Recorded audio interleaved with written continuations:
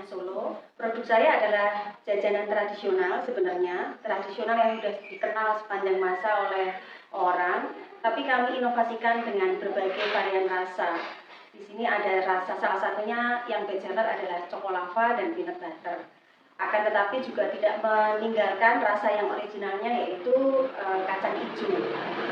Pianyang Solo bisa didapatkan di Jalan Telasih 2, nomor 21, Mangkubumen, Surabaya. Kita Solo ini kami memakai bahan-bahan yang premium ya Mas, jadi kualitas kami memang main di kualitas, jadi kami mengutamakan rasa. Di sini kami pakai terigu, kemudian ada margarin, kemudian ada minyak, air, gula halus, kemudian garam, dan juga topping-toppingnya juga meses ada, kacang sangrai ada, kemudian keju, kemudian isian-isiannya itu.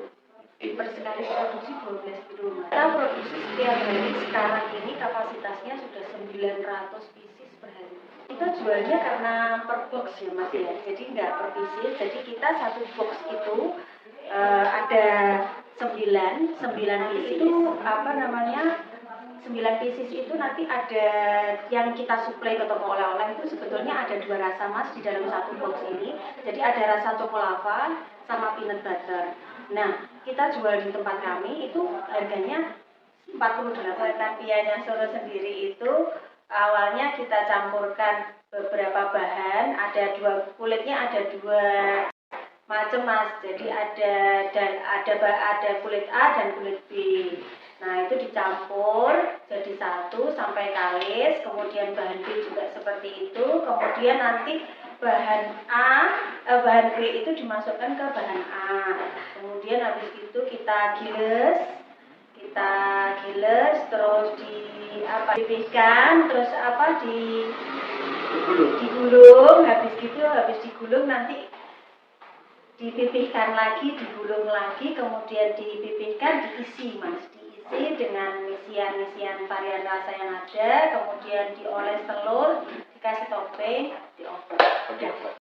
Ada pembeli langsung yang datang ke rumah produksi, kemudian kita juga ada di toko oleh-oleh. 18 itu saya mengikuti, saya sebetulnya main diajak main sama teman, tapi main itu betul-betul membuat manfaat ternyata bagi kehidupan saya selanjutnya.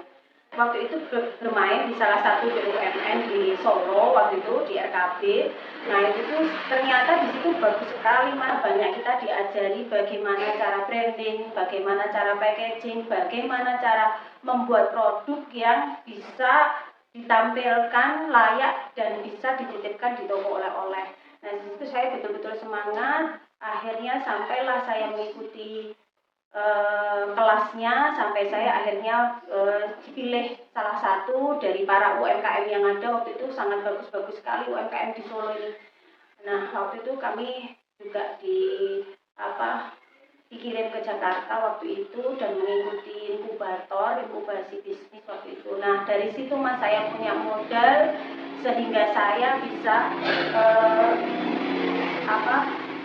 jualan bakpia. Saya berpikir kenapa tidak saya punya usaha dan di situ saya bisa membawa manfaat buat warga sekitar saya. Setelah saya tekuni betul, saya fokus, kemudian perizinannya saya lengkapi dan saya bersyukur sekali ada di Kota Solo ini karena semua perizinan untuk UMKM itu betul-betul sangat dibantu. Di sini mulai dari bikin NIB-nya, bikin PIRT-nya, bikin halalnya.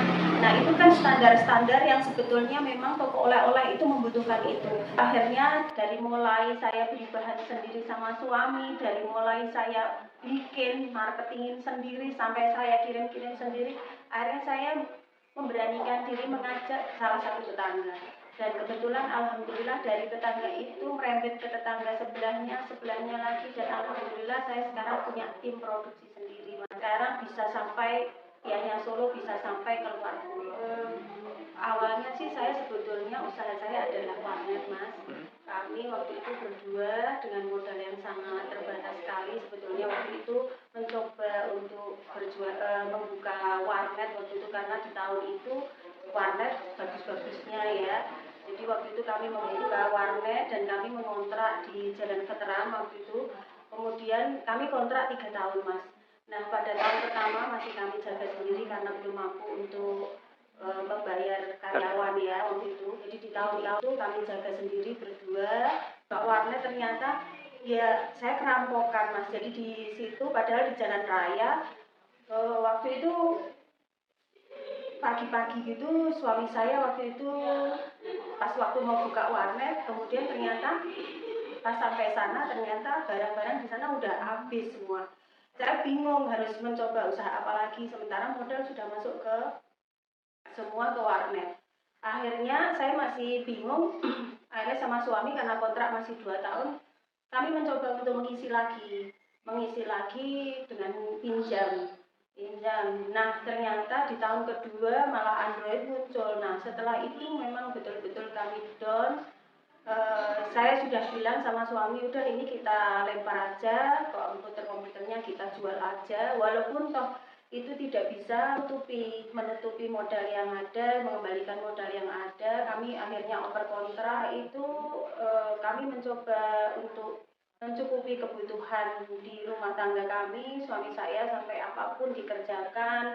Sambil saya waktu itu berjualan awalnya puding jagung.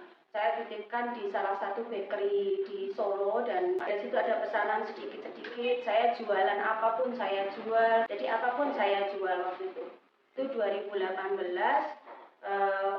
Saya awalnya memang sudah pernah mencoba untuk membuat pia. Jadi saya punya bagaimana menjual secara bagus, secara punya perizinan yang lengkap. Saya karena berpikiran seperti ini. Kalau mempunyai izin usaha itu pasti ada uangnya, padahal saya sama sekali waktu itu tidak mempunyai modal apapun.